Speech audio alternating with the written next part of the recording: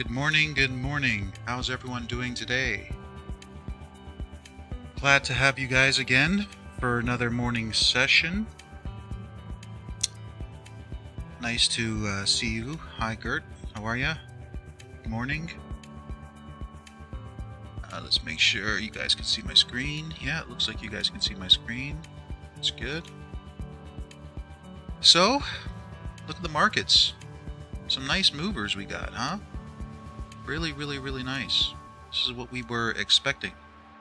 Nothing out of the ordinary, right? Look at that pullback now on the Aussie, right? When we were looking at all the evidence of what we were seeing in terms of the CFTC reports and the supply and demand dynamics on the chart, what was the indication? The indication was that the Aussie was going to drop. That was one of the indications. The Aussie was going to drop. We got a really nice drop on the US dollar Japanese yen for a report trade, which was given before the move actually took place. Located a really nice 15-minute supply area. Let's bring that chart up again. Beautiful, beautiful trade.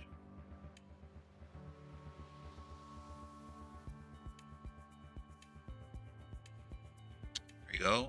All the way from up here. Now, how does one go about locating such a tiny little supply area and determine that that is going to be the exact area where price is going to reverse and the banks are going to drop price from there? How does that happen? It's like magic, isn't it? Right? Price could have rallied up and dropped from anywhere. But the thing is, when you understand supply and demand dynamics, you understand what's taking place on the chart.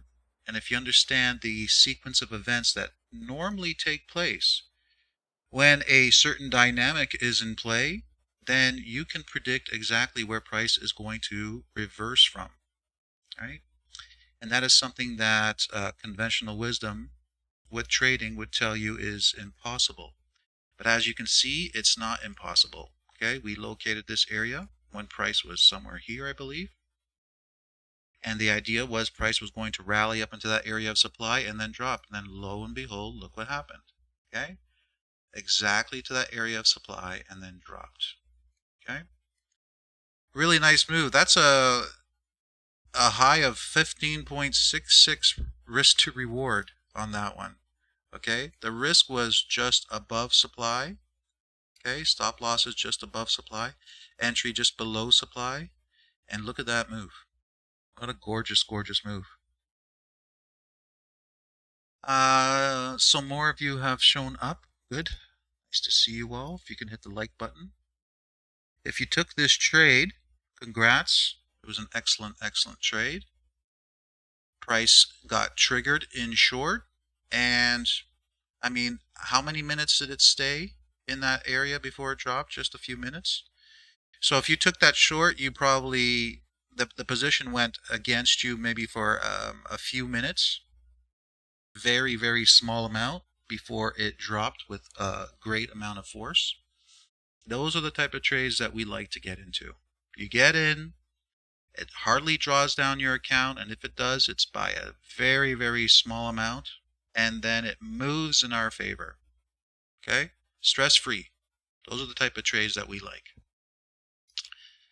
So glad to see you all here with me today.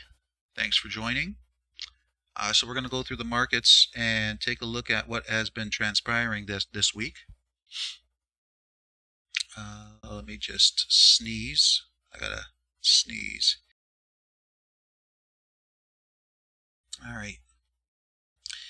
So yeah, let's start by taking a look at gold, because we've been watching this one for some time.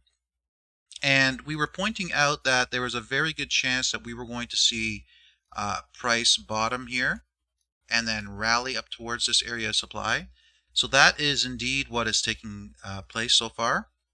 We had the consolidation down here, and then we got the bullish engulf, which typically signals a bigger move to the upside, and that is in the midst of playing out right now. We had price stall out just briefly right here, just briefly, but now you can see that it's gaining momentum to head back higher. So that is looking very good so far. All right. In terms of oil, what did we say was going to take place? That we were going to get a drop in price. And lo and behold, look what is taking place with oil. Are we surprised? No, we're not. Why? Because we collected all the evidence and we were looking at the dynamic of what was currently in play, and this is what everything was suggesting, was a bigger drop in price. And so that is now taking place. It's exactly what we were wanting. All right.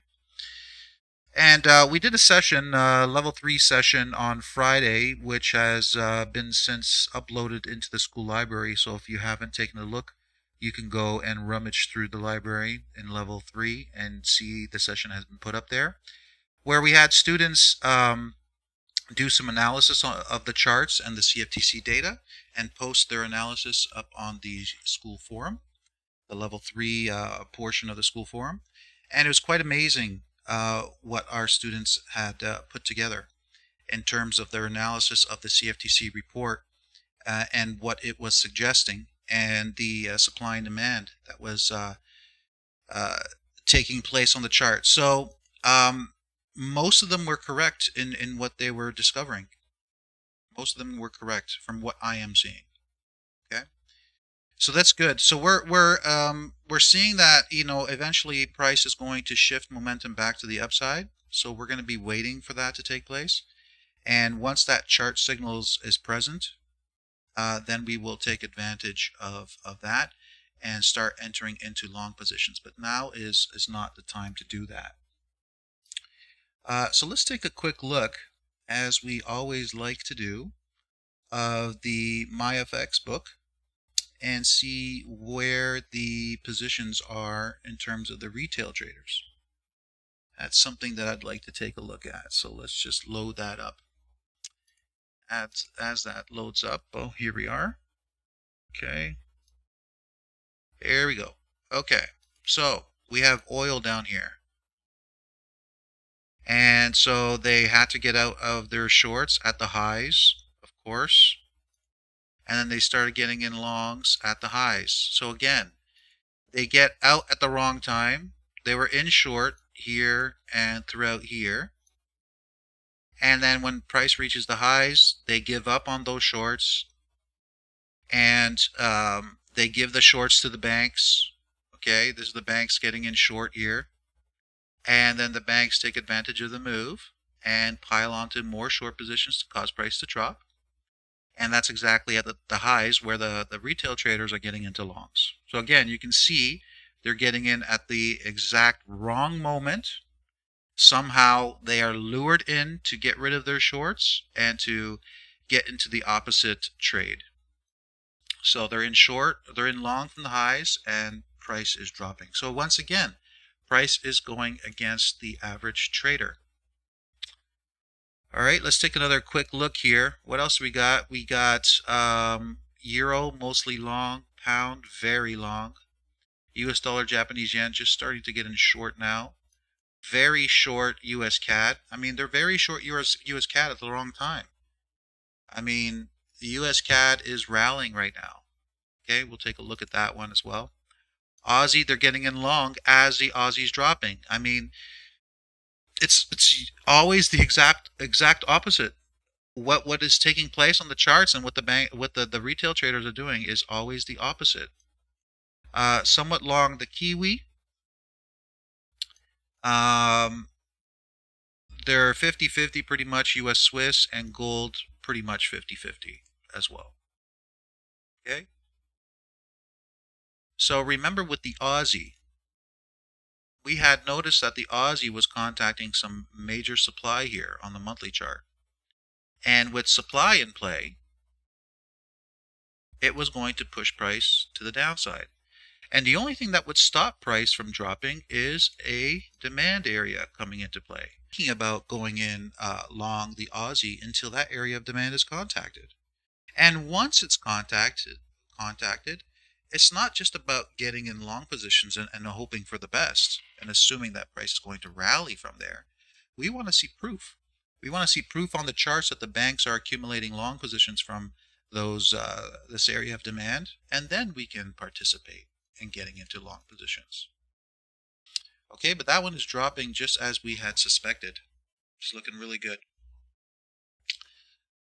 Very much in line with our expectations. As for euro, let's take a look at what the euro is doing. So the euro is still sitting within that area of demand that we've been talking about for quite some time. Here's the weekly chart. We have this area of demand right here. And as you can see, price tested it and it's just sitting there. Now it's coming back in. It hasn't even reached halfway through that area of demand. So far that area of demand is holding very well. Okay. And this comes as gold is starting to build momentum to the upside, right? If gold continues very strongly to the upside, we will likely see pressure coming into the upside here on the euro as well. Okay, so keep your eye on that going forward. As for pound, so remember with pound, we were saying that there was nothing holding the pound up, okay? It was a different situation than what we had with the euro. The euro had major demand in play, but the pound did not have anything there to hold it up. So it came in here, this area, and it disqualified this trend line from being of any use. And look at the chart. There's nothing here. There's nothing on the chart to stop price from dropping, and that is why it is currently dropping right now. Okay? And as it's dropping, unfortunately, retail traders are getting in long. And if these retail traders were following along with our analysis, they would know the last thing they should be doing is getting in long. I don't know what it is that they're looking at on the charts that is telling them that they should be buying, but we don't see anything on the charts that would indicate that buying would be the way to go. Absolutely nothing on these charts. Okay? In fact, when we look at the monthly chart, you know, it's very possible for price to drop down to the 130s. Okay? That's very possible. A drop down to the 130s. So those traders getting in long now, they could experience a lot of pain as price drops down there. Okay? It's very, very possible. I wouldn't be interested in getting into long positions on the pound unless major demand came into play or major structures to the upside were being formed by the banks. If the banks are not forming major structures to the upside, then I'm not interested in getting in long. Okay? The only thing I would want to be doing right now is getting in short for that ride to the downside. That's the only trade that I'd be looking at, is getting in short. Okay, as for the Kiwi, let's take a look at this one.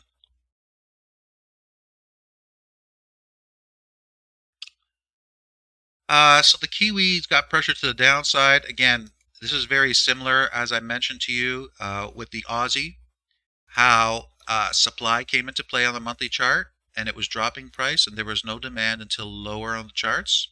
Okay, the only thing that was holding price up at the time was an area of demand on the weekly chart, but this area of demand is not powerful. Okay, it is not very strong, and it was tested a couple times already, right here, and now it's forcing itself down again. Once this area breaks, the 68.56 area, there's nothing to stop price from dropping down to the 67s. Very easily. Okay? Very, very easy for that drop to take place. Let's go through your comments. Good day, good afternoon. Can you please tell me about pound yen? That was a sweet trade, Kev. Yeah, that was very good. Glad to be back. Good day, Kevin. Pound US dollar also, yeah. Come across so many retailers who always get burnt on buy, sell, limit orders, waiting for that reversal that never comes, following the hard. Yeah, they don't know what you're teaching here. No, unfortunately, vast majority of traders have no idea what we're doing here. because they're too busy falling for the all the systems out there that are the trading strategies that say it's easy money and trading's easy, and just take this course and within 20 days you'll be trading like a master and pulling in the profits. No, it doesn't work that way. It never has worked that way. And US CAD, as we saw here, what are they doing with US CAD? They're in very short. Sure, they should have been short before. Now's not the time to be short. This is the worst time to be short. I mean, the time to be short was down through here when we were getting in short. We got out at the bottom. Isn't that incredible? Right? And what do they say? Conventional wisdom for trading is you can't be getting out at the bottom on a short. It's not possible.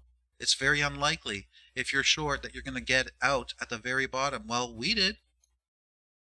We got out at the very bottom, and now look at this momentum to the upside.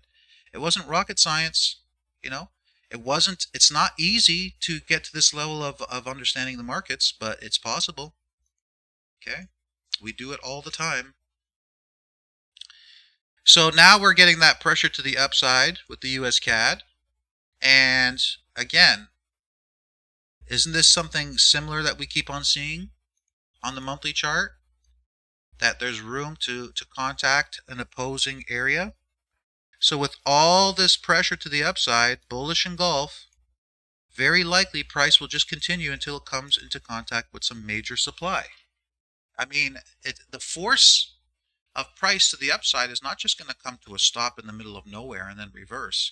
It has to come to a stop where there is an opposing force that will be able to push it downwards, right? Newton's law. Okay, about force, about momentum, about what's required to stop momentum, to push momentum into the opposite direction, right? Let's take a look at the pound yen. Pound yen dropping, yeah, of course, because the weakness in the pound and the yen has also been strong, right, with that drop from supply. So with nothing to support the pound US dollar to drop, and the US dollar Japanese yen contacting major supply and it wanting to push price to the downside, it leaves no other option but for the pound Japanese yen to drop. Okay? And once again, we look at the higher time frame chart. There's nothing until down here to stop price. Is what I'm seeing. Nothing till down here. Okay. In fact, let's see. Yeah, there might be something here as well. Might be something here. Let me see that weekly remove. I'm gonna have to update this pound yen chart and put it in the observation journal. There's some adjustments that need to be made onto this chart, so I'll post that in the observation journal for members. So yeah, that's pretty much what's going on here. Again, let's take a look at the US dollar Japanese yen, because we had mentioned that there was major supply in play, and this is why we took the short. Okay, major supply in play, so it was putting pressure to the downside. And then we had the break of the ascending trend here, right here. Came down and it rallied up, contacted supply, and then the momentum from that supply is what fueled the move to the downside on our 15-minute momentum trade to the downside. So that is why the short worked out. Okay, the reason why we were able to locate a small 15-minute supply zone and to trade it was because we weren't just focused on a 15-minute chart and looking for, these nice imbalances on the chart to trade. That's not why the trade worked. Because if you were a day trader just focusing on lower time frame chart, If you don't understand the sequence of events that are taking place on the chart, and you don't know where in those sequence of events you are, then it's very difficult to trade a 15-minute chart and be successful. Okay? We traded the 15-minute chart and we were successful for the sole purpose, for the sole reason, because we knew what was taking place on the chart and where in the sequence price was. So it lended perfectly to shorting off of a 15-minute supply, because we knew that the force of price was to the downside. We knew that the banks were focused on dropping price because of supply being in play. And when we noticed that they were creating supply in a lower time frames and using that supply to drop price, then we knew we could jump on board for this short-term move to the downside in order to profit. And so that is what is taking place. Okay? And that's why that trade worked out. And, risk to reward 15 to 1. Where do you find trades like that? 15 to 1 risk to reward. Where do you find them? I mention it all the time. There's two ways to make a 15 to 1 return. All right? You risk 1%, make 15%. How does somebody do that? How do you risk 1% to make 15%? The vast majority of traders can never do that. And if they end up doing it, it's because they're extremely lucky. And the only reason why somebody would make 15% on a trade is usually because they're risking 10, right? That's what how your typical trader would make 15%. But we risk 1 to make 15. I mean, that's a great payoff. But there's only two ways to do that. One is to locate the sequence and participate in that sequence on a lower time frame. Or two, there is a larger move that is in play and you accumulate a position over a period of time, so that as that move takes place, you're accumulating a position in that direction and your eventual profit will be 15, 20%. Okay? Or whatever, it could be 10%, whatever it is. But in situations like that, you have to accumulate risk. So you get in with 1% or get in with 0.5%, and then you add 1% and then another percent. So at any one point, you may be exposed on that one position, 2, 3, 4, 5%. Okay? But it's all very calculated, and you only add to your winning trade, not to losers. It's not that you're deep in the minus and then you're adding, hoping that it's going to reverse. That's not how we do things. Okay?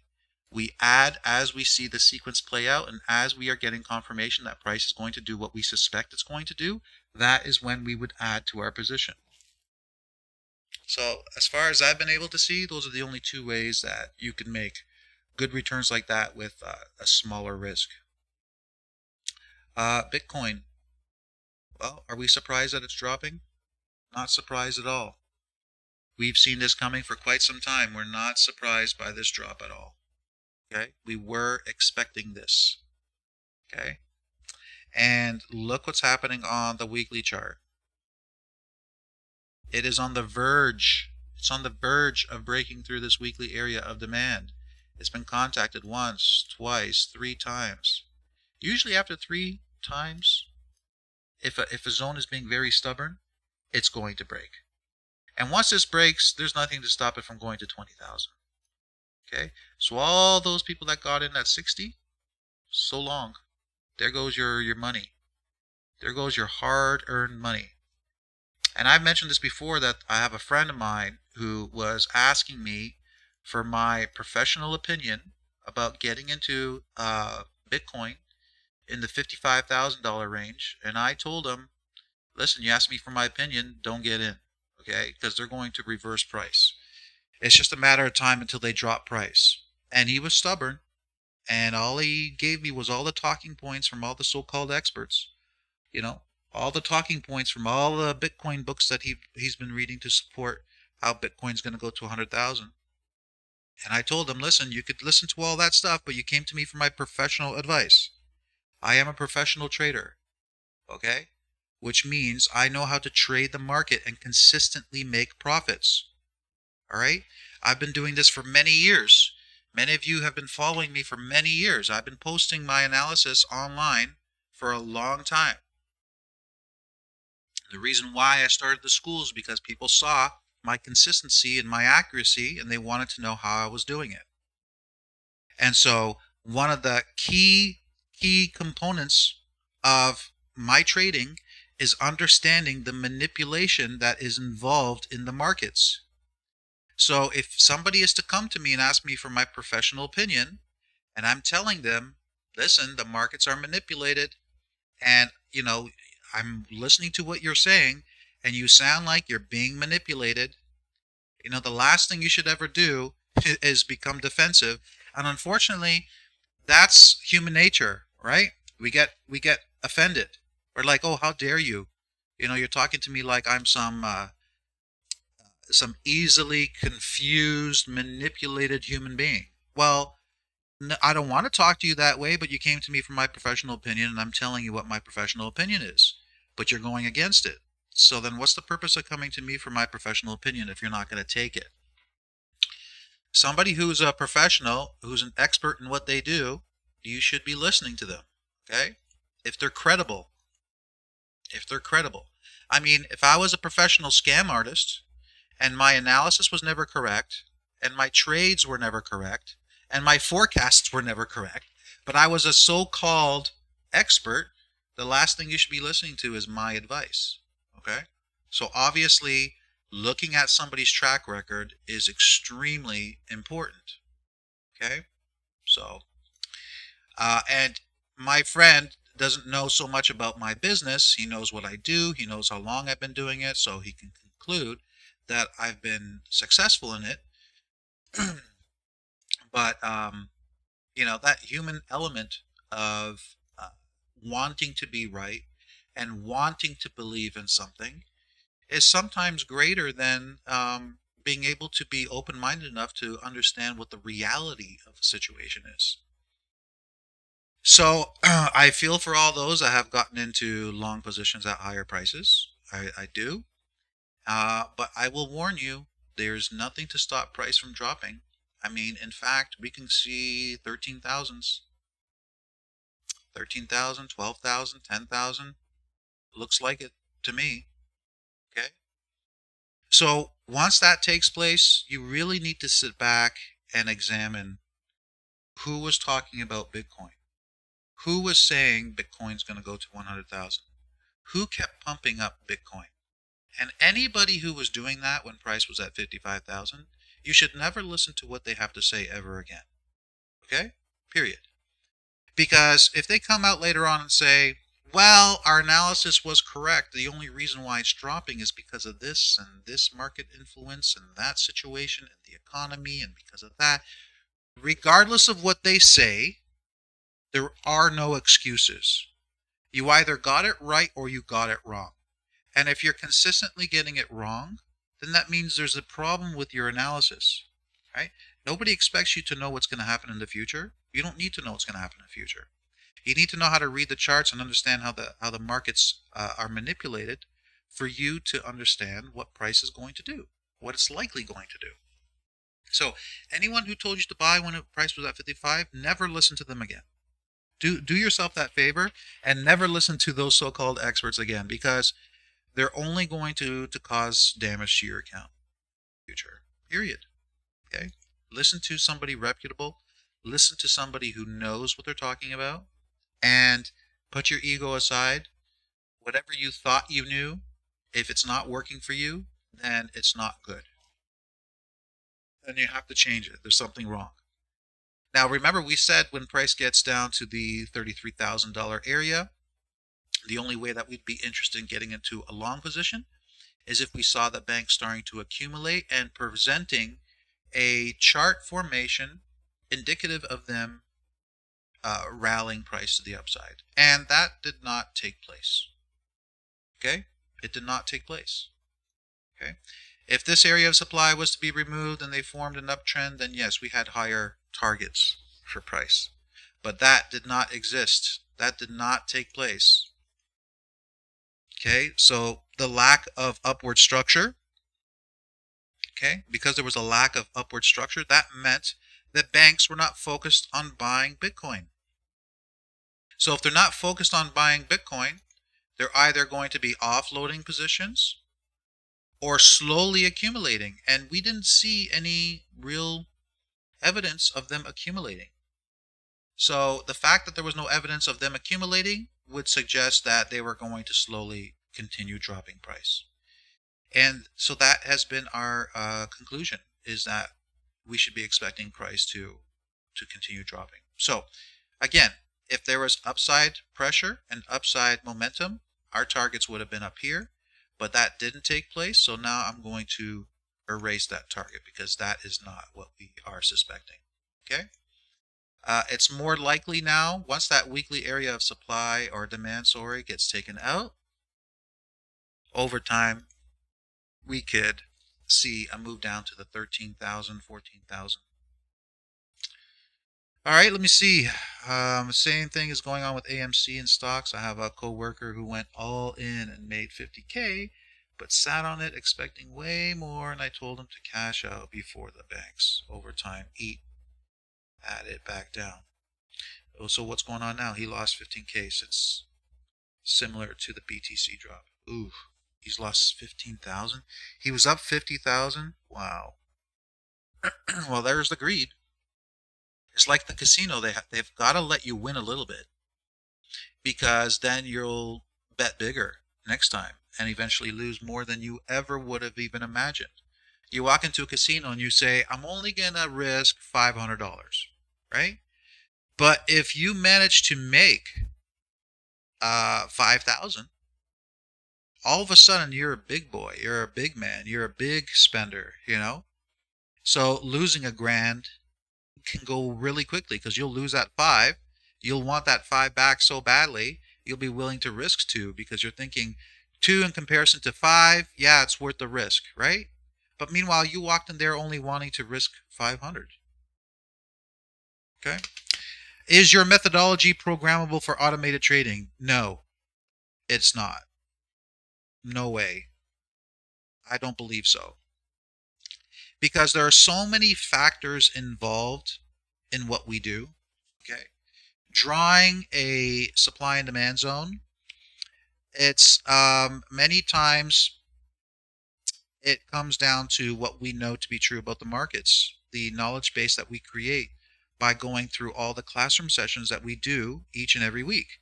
We're building up an understanding of the markets. We're building up an understanding of the dynamic and the different scenarios that play out on the charts. And based on those different scenarios, we have to adjust our analysis. Sometimes zones, sometimes we have demand zones that look a certain way, and sometimes they look a different way. But you can get them based on a similar formation of candles. But because they are in a different context, we have to draw them differently. So can you program that into an automated system? I don't think so. I don't think so. Okay. I don't. And even if it were possible, there's no way I'd want to automate my trading. I don't trust anything automated. I don't trust any indicators. I don't trust any automation. I don't trust it. There's 100 different indicators out there that will help you to draw trend lines and support and resistance and all sorts of stuff automatically. But I mean, I've never seen anything decent. I even saw one indicator that would draw supply and demand zones automatically, and it was terrible. It was terrible. I loaded in that indicator just to see what it would do. And I was like, oh my gosh, if you traded based on this crap, you definitely are going to lose money. It's guaranteed. Because some of the zones were correct, but they were drawn incorrectly. They were located in the right areas, but they were drawn incorrectly. And if you don't have them drawn correctly, then you don't know if they're tested or not tested or taken out. You have no idea, because, where the zones are drawn and how they're drawn is imperative to understanding what is taking place on the charts. If they've been contacted or not. So I would never trust an automated system. I don't. And think about it this way. You have to look at it like this, okay? If you wanted to become an expert at something, you can't ask somebody else to do the work for you if you want to be the expert in it. Okay? Because whatever's doing it for you, they are going to build the experience and not you. They are going to be doing the physical behavior besides you. And so that just defeats the purpose of what we're trying to do here. The reason why we do the classroom sessions, the reason why we do these sessions, is to show you over and over again what is taking place. What we do in the classroom sessions is we do the analysis, the detailed analysis on the charts to determine where the supply and demand zones are, where the trend lines are. And in the higher levels of the school, we're going into the dynamic of the chart, the sequence, how price plays out in a very specific, calculated, and predictable sequence. And so there's a whole understanding as to why price does what it does. So without knowing this understanding, having this understanding, there's no way that you could ever build a knowledge base of the markets and therefore be able to determine where the markets are going to move before they move there, so you can profit from it. So automation is not going to work. Okay? You need to be sitting in front of the computer and you need to be putting in the time. If you don't want to, you're not going to be successful in this business. You can spend the next 10 years trying to automate, trying to use EAs and robots and all this other stuff. You can try to do that, and you'll end up with the same result, that you'll eventually blow up your account. Or you can spend the next 10 years putting time and effort into learning a system that as time progresses, you'll become more and more capable, and your skills will continue to grow, and this is something that will never be able to be taken away. I mean, you have to be able to determine if the banks are creating trends to the upside or to the downside. You have to be able to know that. Okay? You have to be able to know when those trends are expected to end. Okay? A robot, a bot is not going to do that. An automated system is not going to do that. All right? And you have to be able to learn and use judgment and use critical thinking and use logic to explain what is taking place so that you build an understanding of why things are happening.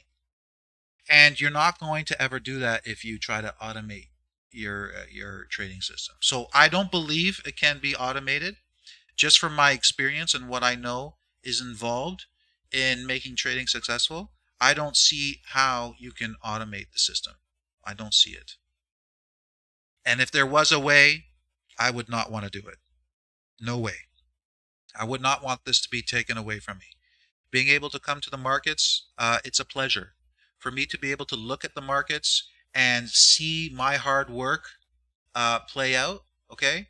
For me to be able to see my analysis, my forecasts play out as forecasted, there is no greater pleasure for my profession, for what I do.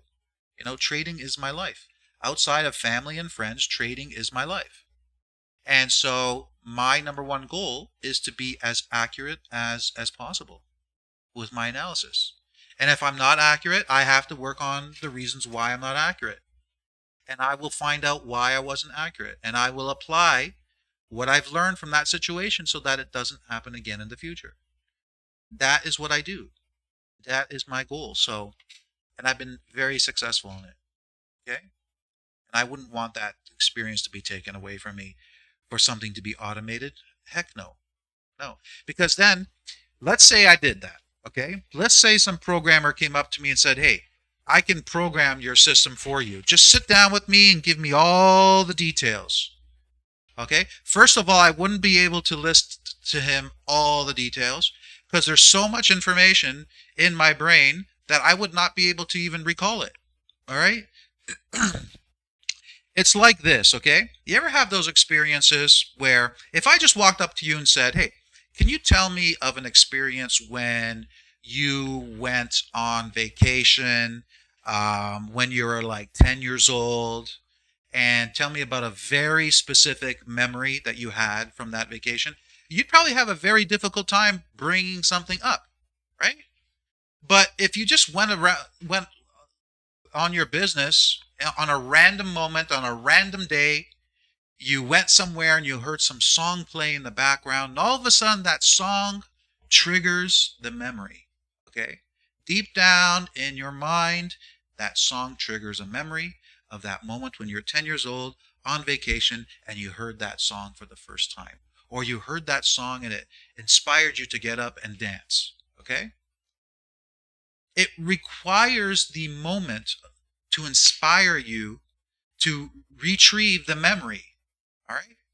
So if you were to sit down and somebody says, just tell me all the memories that you have so I could program it into a system, you wouldn't even be able to do it. You can't, because the brain doesn't work that way. And it doesn't work that way on purpose. Okay? It's to keep you from wanting everything automated on your behalf. That's the whole purpose of the brain working that way. It's to keep you being creative. It's to keep you engaged in your life, engaged in what you do, to not pass over the work to something else. It's to keep you empowered.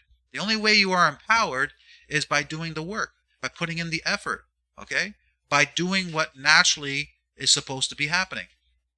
So it would be impossible, even if a programmer did come up to me and ask me, can you give me everything you know about the market so I can program it into some software? I wouldn't be able to do that. Okay? But let's say magically I was able to do that. Now, this automated system goes and starts running. And I'm like, oh, this is great. This automated system is going to make all the money for me.